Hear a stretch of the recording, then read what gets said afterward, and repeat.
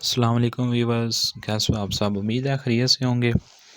GCT electrical channel में खुशामदीद viewers. ये वाली वीडियो हमारे वापडा का पार्ट 2 हिस्सा है। पहले में हमने डिस्कस किया था ट्रांसमिशन एंड डिस्ट्रीब्यूशन लाइन पे, और अब हमने इस वीडियो में डिस्कस करना है पावर सिस्टम के बारे में।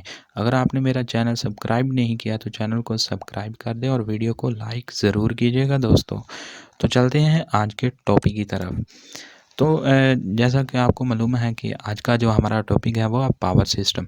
सबसे पहले हम ये देख लेते हैं कि पावर सिस्टम है क्या चीज़। पावर सिस्टम में करंट पैदा करने से लेकर सार्फ के घर तक पहुंचाने का जो मरला होता है, ये सारा का सारा पावर सिस्टम में आता है।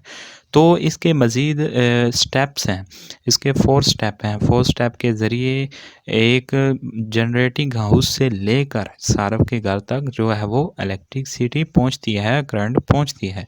तो आज हमने एक एक करके इनको डिटेल से डिस्कस करना है, और मुझे पूरी उम्मीद है इंशाल्लाह आपको इस वीडियो की ज़रूर समझ आएगी। तो अगर आप वीडियो के रिलेटेड आपका कोई भी सवाल हो तो कमेंट सेक्शन में ज़रूर कीजिएगा। तो चलते हैं आज की टॉपिक की तरफ। सबसे पहले हमारे पास है जनरेटिंग स्टेशन।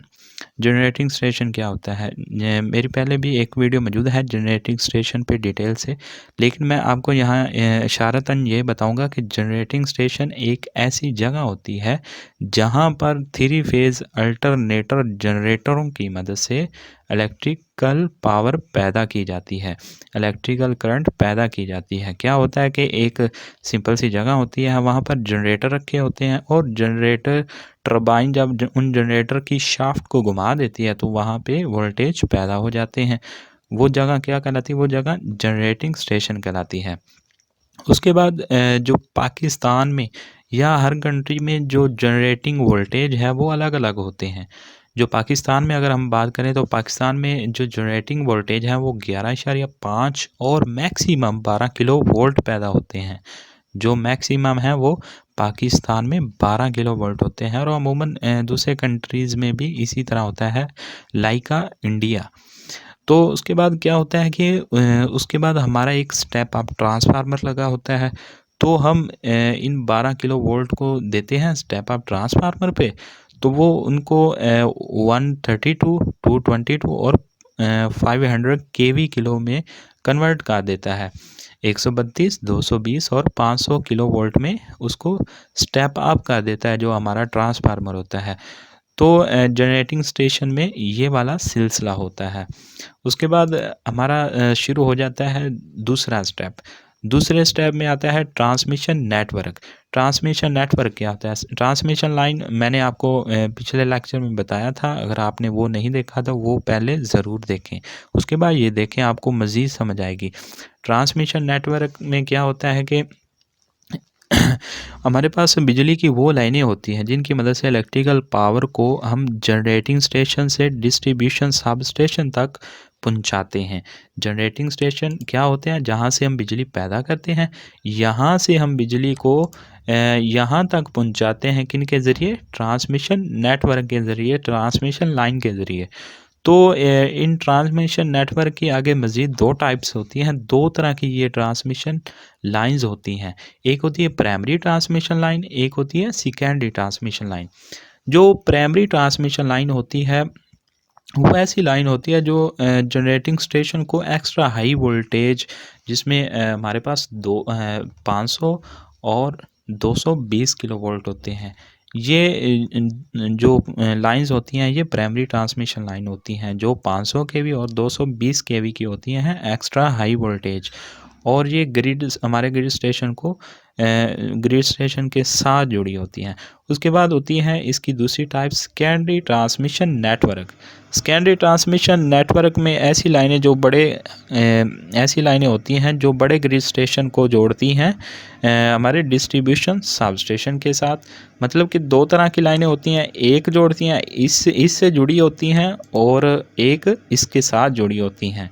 ठीक है, एक होती है प्राइमरी ट्रांसमिशन लाइन, एक होती है सेकेंडरी ट्रांसमिशन लाइन। उसके बाद हमारे पास है डिस्ट्रीब्यूशन नेटवर्क, डिस्ट्रीब्यूशन लाइन। ये क्या चीज़ होती है? ये हमारा है स्टेप नंबर 3। स्टेप नंबर 3 में होती है। तो जो हमारी डिस्ट्रीब्यूशन लाइन वो लाइनें होती हैं जिनकी मदद से हम इलेक्ट्रिकल पावर को डिस्ट्रीब्यूशन सबस्टेशन से सारफ तक पहुंचाते हैं। वो हमारी लाइनें क्या कहलाती हैं? वो डिस्ट्रीब्यूशन नेटवर्क कहलाता है या डिस्ट्रीब्यूशन लाइंस कहलाती हैं। क्या मैंने कहा? डिस्ट्रीब्यूशन सबस्टेशन से इलेक्ट्रिक करंट को सारफ के घर तक पहुंचाने वाली जो होती हैं लाइंस, वो क्या कहलाती हैं? वो डिस्ट्रीब्यूशन लाइंस कहलाती हैं।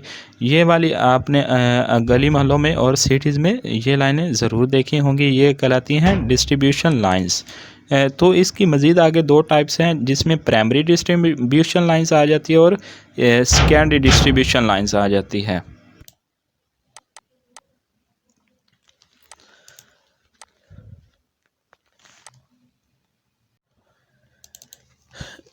फ्रेंड्स, उसके बाद जो हमारे पास सेकंड टाइप्स हैं डिस्ट्रीब्यूशन नेटवर्क की, उसकी दो मज़ीद टाइप्स हैं, primary distribution and secondary distribution. तो ये क्या कहती है कि ये डिस्ट्रीब्यूशन सबस्टेशन से इलेक्ट्रिकल पावर को पहुंचाती है सार्फ के घर तक। ये आप अक्सर गली मोहल्लों में ये वाली लाइंस देखते भी होंगे।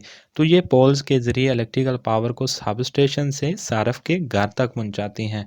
तो इन लाइंस की भी मज़ीद दो टाइप्स हैं, प्राइमरी डिस्ट्रीब्यूशन होती हैं, एक सेकेंडरी डिस्ट्रीब्यूशन होती हैं। जो प्राइमरी डिस्ट्रीब्यूशन लाइंस होती हैं वो अमूमन 30 केवी की होती हैं, 33 किलो वोल्ट की होती हैं और पोल्स के ज़रिए ही ट्रांसमिशन लाइंस हमारे घर तक पहुंचती है। और उसके बाद जो सेकेंडरी डिस्ट्रीब्यूशन होती है वो अमूमन 11 केवी, 220 और 440 किलो वोल्ट की होती है। तो ये हमारे पास डिस्ट्रीब्यूशन नेटवर्क की दो मज़ीद टाइप्स हैं जो हमने डिस्कस की। इसके बाद हमारे पास है लोड। ये क्या होता है कि जो ये डिस्ट्रीब्यूशन लाइंस होती हैं इनके पास ट्रांसफार्मर लगा होता है। जो हमने वोल्टेज पैदा किए थे जनरेटिंग स्टेशन में 11 किलो वोल्ट या 11.5 या 12 किलो वोल्ट, वो हमें यहाँ पर हम देते हैं इधर ट्रांसफार्मर पे हम कितने वोल्ट देते हैं? 33 केवी। ये देखें 33 केवी, 11 केवी, ये हम दोनों देते हैं यहाँ ट्रांसफार्मर की इनपुट पे। तो क्या होता है कि हम जानते हैं कि ट्रांसफार्मर एक ऐसी डिवाइस है जब इसको इनपुट पे वोल्टेज अगर कम दिए जाएं तो ये आउटपुट पे ज़्यादा वोल्टेज देता है। तो ये एक ट्रांसफार्मर की खूबी है और फ्रीक्वेंसी ये तब्दील नहीं करता। तो हम क्या देते हैं, इसकी इनपुट पे 11 या 33 किलो वोल्ट देते हैं, तो हमें ये आउटपुट पे देता है 220 किलो वोल्ट या 220 वोल्ट, ओनली वोल्ट, और या 440 वोल्ट देता है हमें ये आउटपुट पे। तो ये हमारा था पावर स्टेशन, जिसमें हमने देखा कि इसके 5 स्टेप्स हैं। जनरेटिंग स्टेशन जिसमें हम बिजली को पैदा करते हैं, उसके बाद हमारे पास ट्रांसमिशन नेटवर्क होता है। जनरेटिंग स्टेशन से जो लाइंस निकलती हैं वो ट्रांसमिशन नेटवर्क में आ जाती हैं। उसके बाद हमारा डिस्ट्रीब्यूशन नेटवर्क में होता है।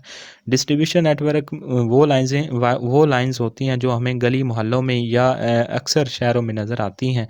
पोल्स के ज़रिए जो लगी होती हैं, लाइंसें लगी होती हैं, वो हमारे पास होती हैं, वो डिस्ट्रीब्यूशन नेटवर्क में आती हैं। उसके बाद जो हमारे पास लास्ट में होता है वो लोड हमारा होता है, जो ट्रांसफार्मर की आउटपुट से निकल के हमारे घर में पहुंचता है और हमारे इलेक्ट्रिकल के आलात को चलाता है। तो फ्रेंड्स, उम्मीद है आज का टॉपिक आपको समझ आया होगा।